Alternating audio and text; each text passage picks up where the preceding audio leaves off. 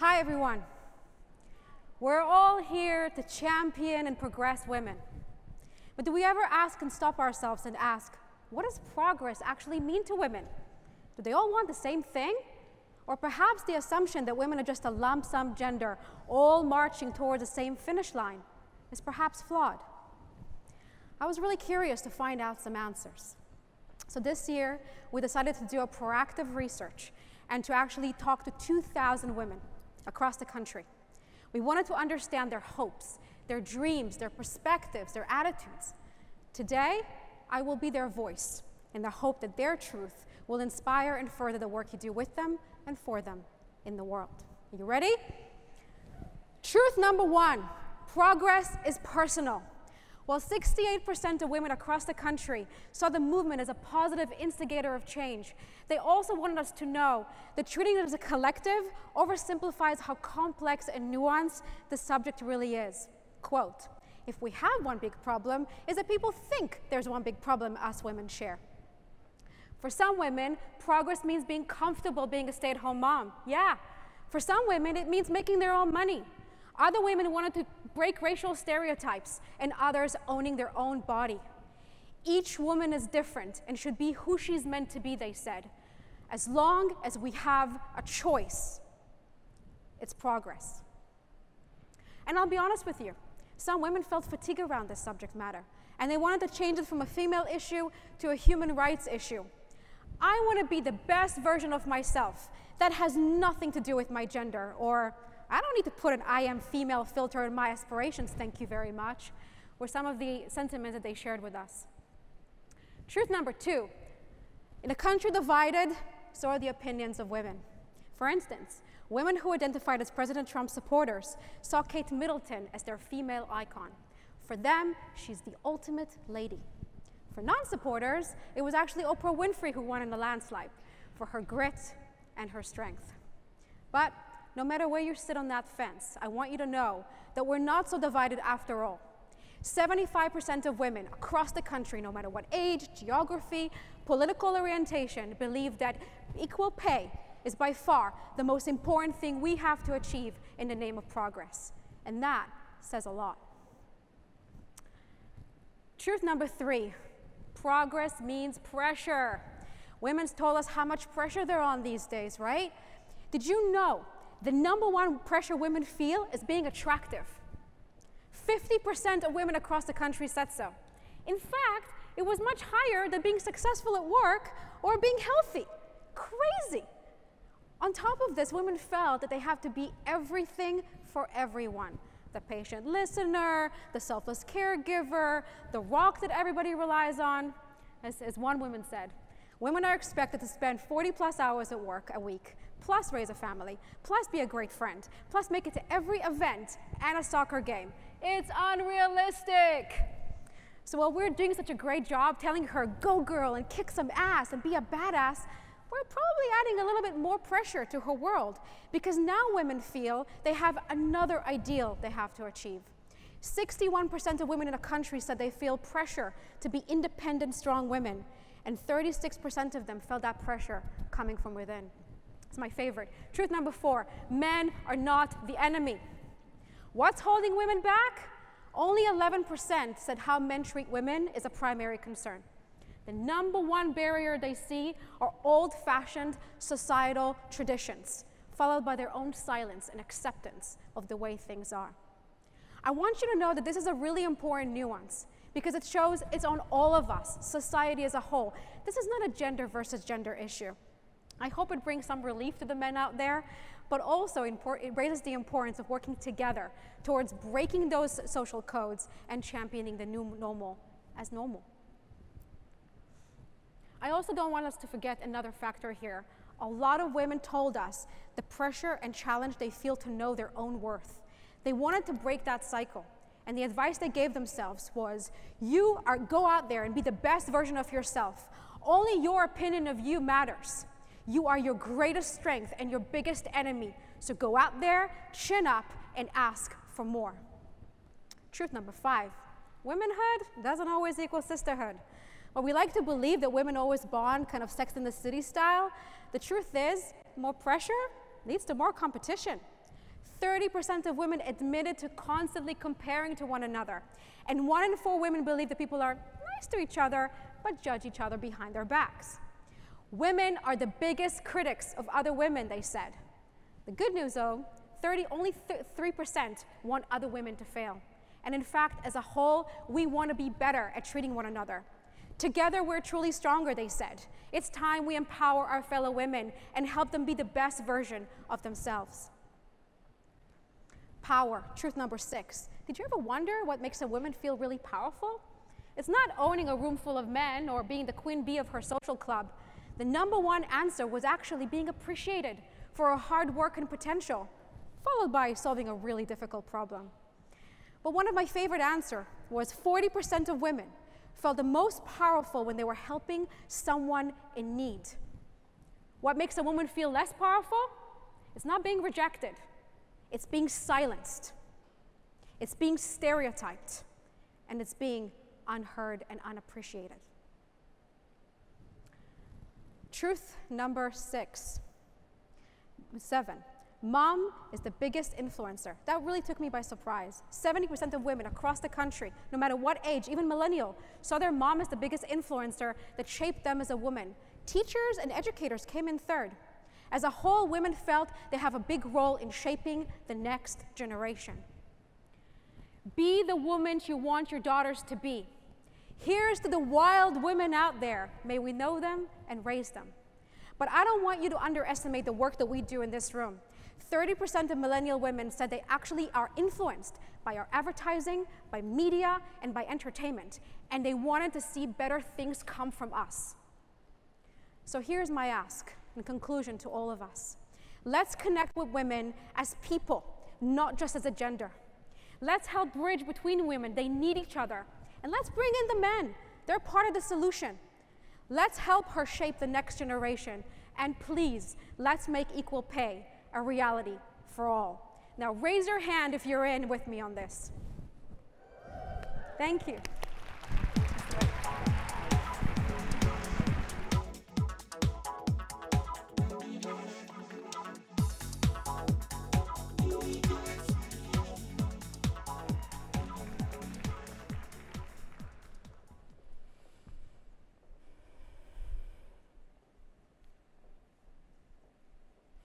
Look, you'll get it, eventually. That was the pep talk I gave myself after my boss pulled me aside into a room and said, Angela, you've got 30 days to get your shit together, or we're gonna have to let you go. It was my first job, straight out of college, my first agency gig. And needless to say, I was green. But I had the degree, I had the internship, hell, I had the awards. I was supposed to succeed. But I couldn't help but feel awkward, out of place. Kind of like how I felt back in the day when, in middle school, all I could think about was this. Awkward as hell, not knowing what to do with myself, lacking confidence, and not knowing what I was good at. And I had done so much to build myself up, so now I was back to this. It was like this at my agency gig. You see, I wasn't like my colleagues. I didn't lean in. I didn't speak up. The thing is, I wasn't eating strongly worded POVs for breakfast. I wasn't debating the types of fonts I wanted to use. I was leaning back and I was listening. And maybe that came off as not interested. Maybe that came off as not confident. And unlike my colleagues, something else was really different about me as well. Something that maybe they didn't really understand. I had the Asian before I had the American. And I wouldn't necessarily call my agency diverse at the time. I was the only non-white person actually recruited that year, and probably one of the only Asians in the actual agency itself. So I had to ask the question, is my problem because I'm green, or is it because I'm yellow? You see, I'd worked so hard to succeed, to get to where I was at, and I would be willing to do more, but I didn't want to be this, a banana. It's a derogatory term for Asians who lose touch of their cultural identity. You're white on the inside, but yellow on the outside. Clever, right? So I was at a crossroads. To get this idea of American success, how much would I have to give up? How much of myself would I have to lose to be able to ascend, to be successful in the industry? I started to question that. I thought more about my family. and what they had meant to me and what I would be giving up for that. You see, my grandparents, they passed down the idea of Confucian values, right? If you haven't heard of it, it's actually straight out of China, the motherland. But the idea that humility, perseverance, hard work is the way to success, right? And I still believe that today, and I wanted to keep that idea. You don't have to be loud and proud. I also wanted to remember, and I didn't want to forget where my grandpa came from. He taught me that success can come from anyone, from anywhere. He was 14 when he dropped out of school because he had to support his family. He swept floors as a janitor, and he worked his way up to become CEO. He lost everything when the communists took over China, but came back around as a shotgun-toting, liquor store-owning Texan in South Dallas. He was actually, no joke, selling Seagram 7 handles to thirsty ranchers. And this is why I love gin martinis, just saying. But this is what I mean, to gain it all, to lose it all, to come back again. That was my idea of success. So for the first time in seeing not opportunity, but seeing what Jane Wynn calls the bamboo ceiling, right? After all of the things that I'd done to go from 8th grade Angela to first agency Angela, practicing that cultural fluency between Asian American, that was a thing the agency couldn't give to me. No matter how hard I tried, that is where I stopped. And it wasn't because they were racist or discriminatory. It wasn't because they were trying to do harm. It's because of this. There was so little diversity, so little color, so little melanin at that leadership table, they couldn't recognize some of the implicit bias going on, right? So they didn't know that maybe I was being pigeonholed. They didn't know how to support me. And that's how you get to headlines like these. Asian Americans are not leaders. They're not meant for management. We're too quiet. Asian Americans don't need the support. They've already made it. They're the model minority. But it's important because, not just because I'm Asian American, it's important to me, but why is it important to you? You see, America is more Asian than it has ever been. We are the fastest growing racial group in the United States. So when you bring us into your marketing departments, when you bring us into your advertising agencies, to your leadership tables, you don't just do it for inclusion's sake, you do it for business sake. We are here, we are growing, and we make lots of fucking money for you, right? So if you want to raise those profits, you need to let us rise in the profession. How many of you all have Asian American colleagues? Oh, damn. Oh, okay. What was my point again? No, just kidding. So let me ask you, are they Laotian American? Are they Cambodian American? So you can't just hire one, you can't just promote one and think that's enough. There are over 19 countries of origin of Asia actually represented in the US. My story is not the same as the next person's story. So how do we do that? How do we get to more diversity? I know what worked for me, and maybe it'll work for you a little bit. I didn't do it alone. These are some of my mentors that took me out of that 30-day hole and repositioned me to be able to show my strengths. I had mentors along the way, just like them, that didn't rest on the excuses of no time, hard project, it's too risky to put her on it. They brought me on the fold, and they gave me opportunities like this. They gave me opportunities to show that I have the soft skills as well as the hard skills to do my job and to do it in front of leadership. This is Gay Gaddis, our CEO. She's actually a fiery Texas female as well, so we had a lot to talk about, but it's moments like these where I was able to shine. And I continue to succeed as well because I work for an agency that knows a leader doesn't have to be one gender, doesn't have to be one ethnicity, doesn't have to have one style of leadership. I work for an agency that allows me to be a leader the way I am. And so I'm also continuing to succeed because I get to bring my truth to you today in hopes that you'll be able to find a little bit of yours. So here they are. 1, don't be a fucking banana. Always stay true to who you are. Change, evolve, do what you gotta do, but don't compromise what you value. Remember grandpa, remember the liquor store. Success can come from anyone and anywhere. And finally, 3, if you have 30 days to help someone get their shit together, do it. They shouldn't do it alone, and neither should you. Thank you.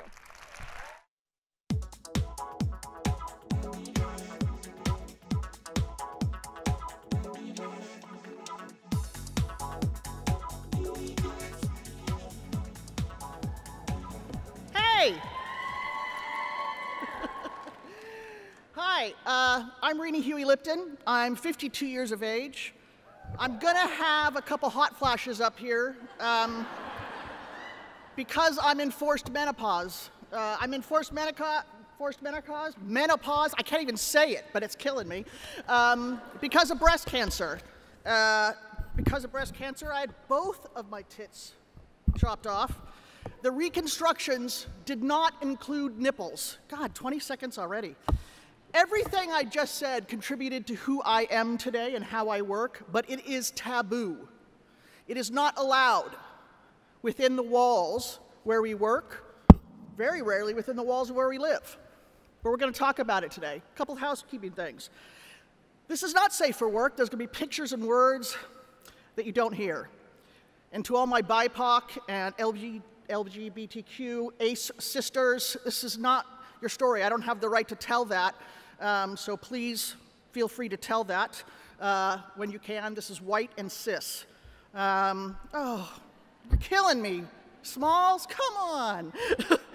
And finally, cancer drugs. They're super fun, but they cause me to sometimes lose words. So if I'm really stretching for one, yell out and we'll take this bitch interactive, okay? Good. All right, let's talk taboo. Taboo is typically, as you saw on the slide 4 or 5 slides ago, a word, an action, an idea that is forbidden or sacred because of our individual collective religious beliefs or our morals. Looking to bring some updated specifics to this kind of old-fashioned definition, I asked a bunch of women. And we got the first set out of the way, the classic taboos: bestiality, incest, cannibalism. Right off the top there, that's what we said were taboo. And then we said the languages, right? The 7 words you can't say on TV: shit, fuck, piss, cunt, motherfucker, which is an awesome one. And quite frankly, motherfucker is just, you know, MILF without the strunk and white. So let's go. But we also know that things like Riverdale, Deadwood, Boardwalk Empire, Archer, Game of Thrones have decimated that 7 words, right? So we're good there. And then there's the final set of classics, right? Abortion, FGM, suicide, right? We got that. So then with women came the much bigger discussion. And I wish we could really go back a few slides, because those people are up there are amazing. There was that slide a little while ago with a ton of words, right? A ton of words, and they were all taboo words. You know, like orgasm and tits and nipple and cracked nipples and vagina and, oh my God, everything. Age, fat, all those words. And the women said, these are the words we can't say at work. Not only these are the things we can't be at work, right? We can see a nipple in a museum, but we can't talk about it at work, and we can't see it for work. Heaven forfend, right? And that started this sort of discussion, this thing I did, right? Because if you think about it, in today's culture, the fact is that an entire swath of our lives, of our bodies, our experiences, our language isn't acceptable within the walls of where we spend 8 to 10, okay, 10 to 12 hours per day, nor is it acceptable in the work we produce. We women bleed, breed, and feed, and none of that is welcome. Leave yourself and all who you are at the door and continue to create a world where no woman has ever leaked through her tampons or her breast pads. Right? What is the impact of this? Well, there are 4 impacts, and lots of studies have showed this: emotional, physical, personal, and professional. The first is emotional. We spend so much time as women hiding or downplaying ourselves and our bodies, being silent and submissive to the current culture. It takes a huge amount of emotional energy away from our daily lives, away from us, away from ourselves, and in fact, research has showed that it makes us feel other, makes us feel humiliated, makes us feel resentful, and it inhibits creativity and productivity. And think about that in the industry we're in. Secondly, the physical. Not being able to share your physical experience with others and receive empathy in return in that moment makes that physical experience worse. So we pretend. We pretend that we don't have cramps. We cry in the bathroom when we're depressed or frustrated, and then we pop back out happy and ready to work. And this creates a deep exhaustion within us, and it affects our body. The third thing we do is this polite thing called self-isolation. Jesus, we might as well have huts everywhere with dirt floors so we can, like, take our unclean selves away from everybody else in the office, right? But we do it. We do it by sort of, hiding in the corner. We shoot our shoulders. We look down.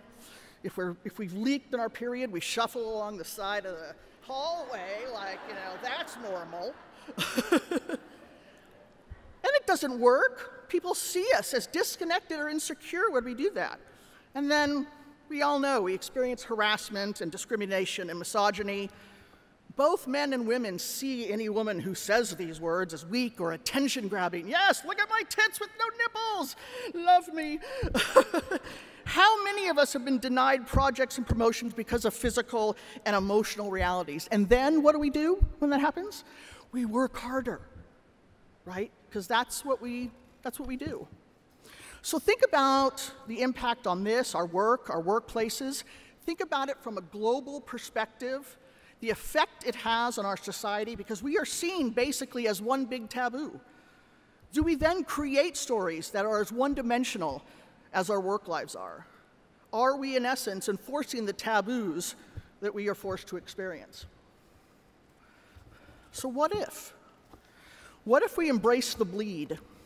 What if there were more than one yoga woman online with her legs spread and bleeding through her thing, one sleeping person on her bed, bleeding through her pants, a few paintings using or showing menstrual blood? What if the next time we see a woman shopping in Target on TV, she has to deal with a leak in a matter-of-fact way, and some 13-year-old girl sees that and models it and doesn't feel shame? What if the next time someone asks us what's wrong, we say, you know what, Tom? Fuck, it's a heavy bleed day. How are you doing?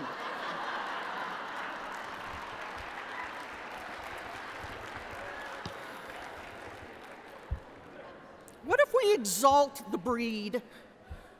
Why don't we, we apologize for being pregnant by making fun of women who gain pregnancy weight, by, make that fun water-breaking, whoo, something happened, it's raining. No, idiot, your water broke.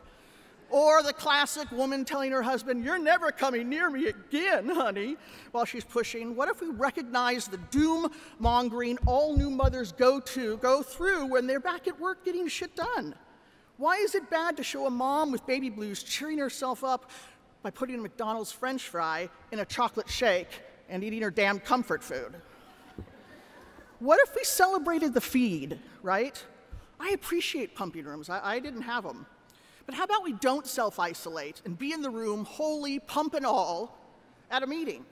And while I'm at it, fuck the commercials that show the women sweetly popping their kid onto her breast easy as pie.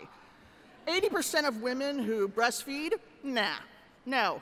Where's the inverted nipples, the cracked nipples? You're holding, them in ice because they're so painful, and the fear that you're doing it wrong, and you're a crap mother who shouldn't be trusted with a baby, and oh God, I bet that person over there is calling social services because I'm smothering them with a blanket because no one wants to see my nipple.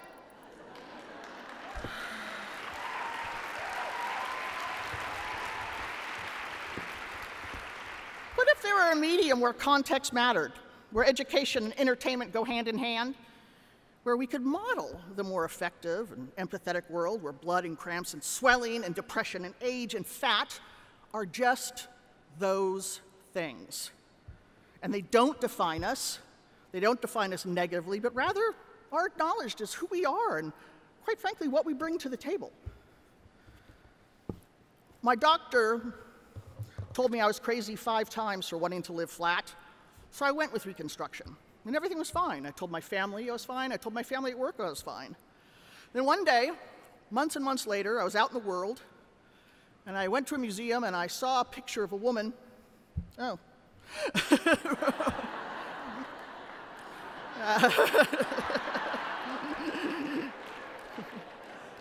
I saw a picture of a woman sunbathing nude, and she had nipples, the bitch.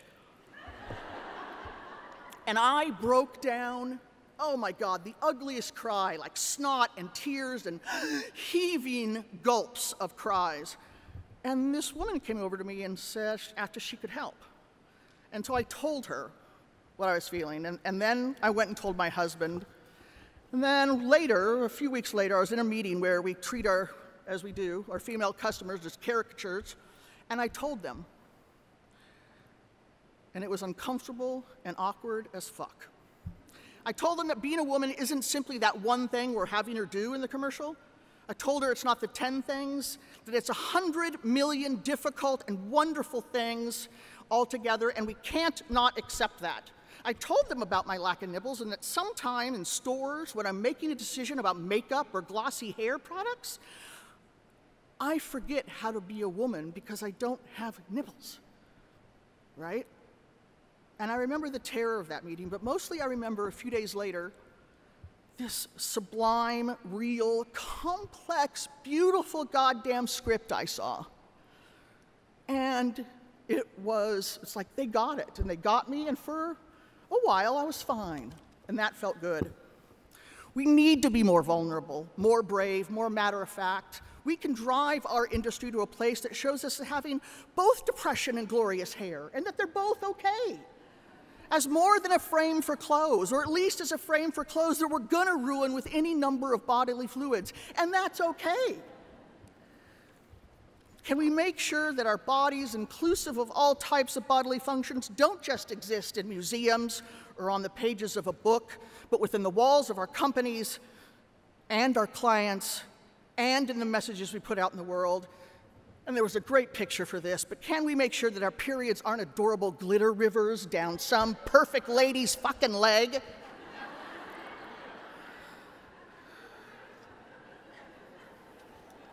God. So let's promise to live the life of authenticity our industry talks so much about, and not self-isolate, not keep silent, not be submissive, not apologize for having a body that works. So let's stop the exhaustion of pretending, and let's stop being a walking, talking taboo. Thank you.